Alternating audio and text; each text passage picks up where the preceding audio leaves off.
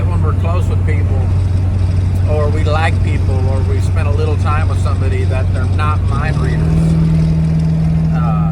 And sorry if it's loud, I'm driving. And I think giving people the benefit of the doubt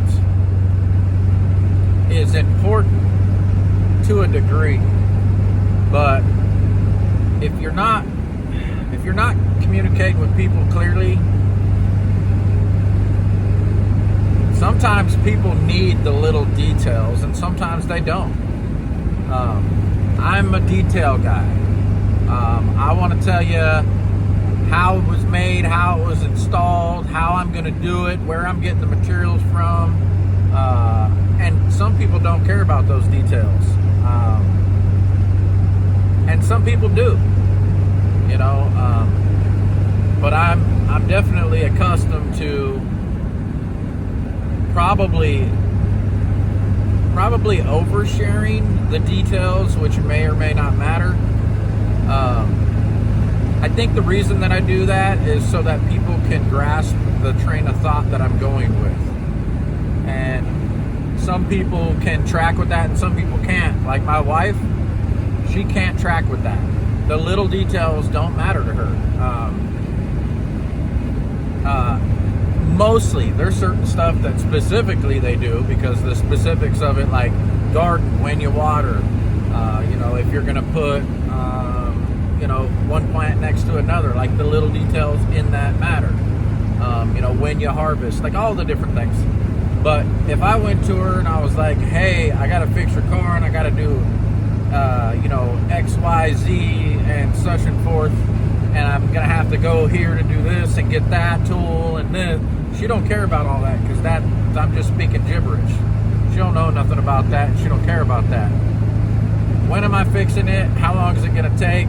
And will it work when you're done? That's what she wants to know. And I think for me, sometimes it's important for me to be heard when I'm talking to people, because the details of how something's happening or what I need you to understand, sometimes I just need you to hear me. That's the truth. Sometimes I just need to be heard. Doesn't matter if it's gibberish or not. Doesn't matter if you understand the whole concept or not. I need you to hear where I'm coming from with it. And you got to balance that, because I do notice that people's time is really, really valuable, and I know mine's valuable, and I don't want to monopolize it on nonsense. But if I do that, there's a reason for it. If I over-explain something in the details of it, there's a reason I'm doing it. And I think a lot of times people that do it are wanting you to know the angle of which they're going to do the approach of whatever task it is, or scenario that they're going into, or rebuke, or whatever.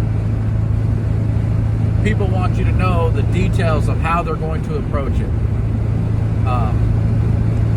And a lot of times when I say it, what I'm looking for is a rebuttal or a better idea. Or also, it seconds as if I miss something in the combo as I'm explaining what I'm going to do, you will either shake your head and say, yeah, sounds good, or you'll go, huh? Why are you doing that? Why wouldn't you do this? And that's when I pick up, that's how I feel people out. And that's when I pick up if I've understood what has been communicated to me, or if I have explained and articulated what I believe to be the next step or the process or whatever we're going into. And since we're kind of wrapping that up, the deal with it is the reason I share it is because I forget that people don't speak the same language as me. I speak contractor and redneck and biker and street stuff, and not everybody speaks that language. And I may call a tool a buzz, and they may call it an articulating tool. And we might be talking about the same thing, but we might not. They may have a nickname for the buzz that I don't have. And so when I hear something, to be sure that I have heard it correctly, I will repeat it back in the way that I understand it, not necessarily word for word. Sometimes word for word. But that's a second witness on if you've comboed well. If I tell you something and you shake your head, yeah, and you don't really know what I've said or what I mean, what you've done is you've given me a false sense of understanding. Like you understand what I'm coming from, what I'm saying, and what I'm going to do. And you've shaken your head, yes, like you're in agreement, that sounds good. But if you don't actually know, ask questions, ask, say something. And I feel like the skills that I learned when I was running amok on the streets,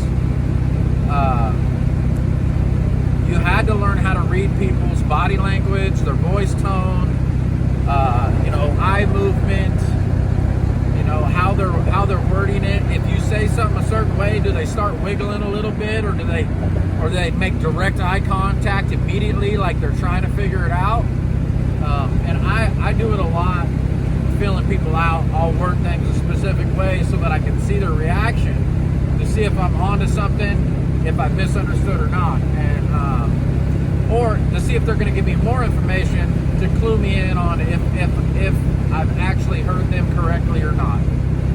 And on the radios when we're on deployment, I've noticed that it goes a long way when you can't hear somebody well, whether it's bad signal, they're talking too close to the mic, or when you're out doing convoys with your people and you're in line.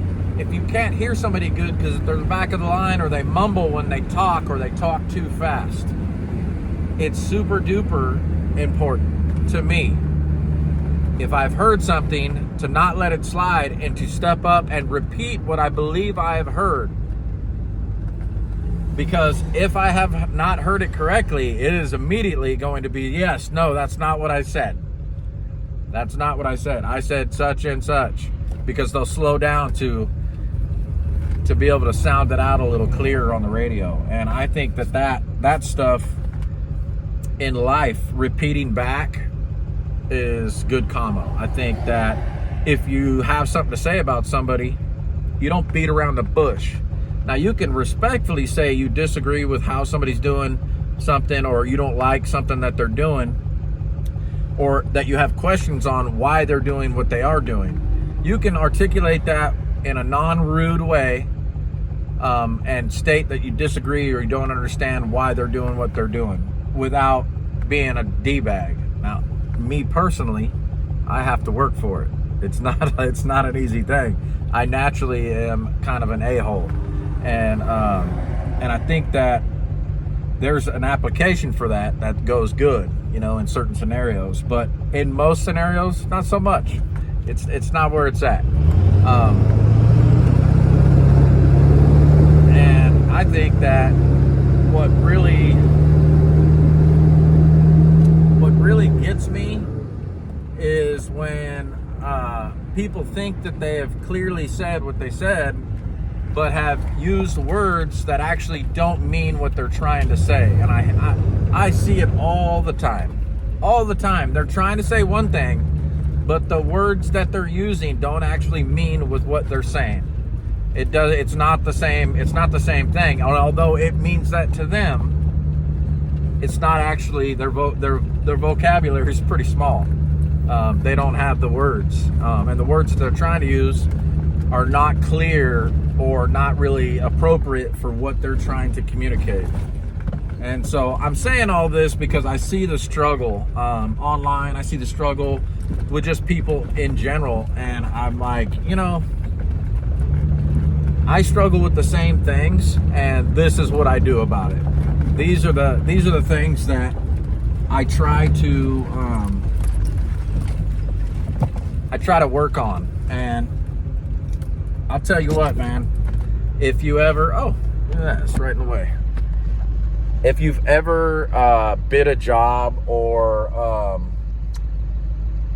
had to go do something with people, and you thought you were sure what was to be done or what you were in for, until after you got going, and then it was not the same thing. It wasn't what was.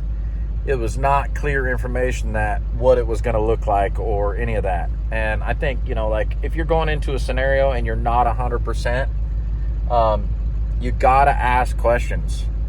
And that's just the way it is. And people don't. People they'll just quiet about it. They don't want to say anything or upset people or look dumb. And I think that causes more problems. Also, texting's not a super good way to communicate with people about serious stuff for multiple reasons. One is you cannot hear somebody's voice tone or sense of urgency or worry or any of that.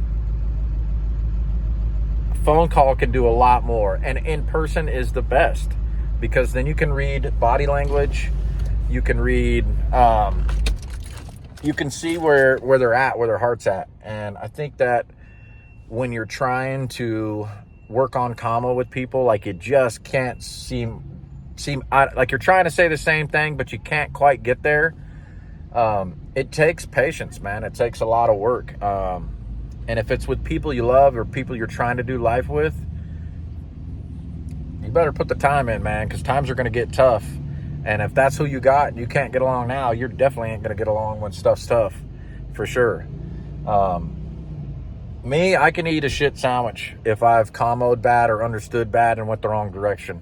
I can. I've done it and I do it. And it happens. I don't like to. I really don't. It really messes with my shalom. Mostly because when I'm interacting with people, I tend to want to make the best of it. I want them to be happy or pleased when the thing is done, whatever it is, whether it's a conversation, a question answered, or a job. It doesn't matter. If somebody's, I feel like we're clear. It's been good, even if it's hard. Even if it's a hard thing, because I've had to do hard stuff. I've had to rebuke people that I love. I've had to go to people and say, hey, look, what you're doing, I don't want that around my kids. And those aren't comfortable, but they're necessary. So anyhow, just a little truck talk for you guys. I thought I'd throw that out there. Commo, man. It's the biz.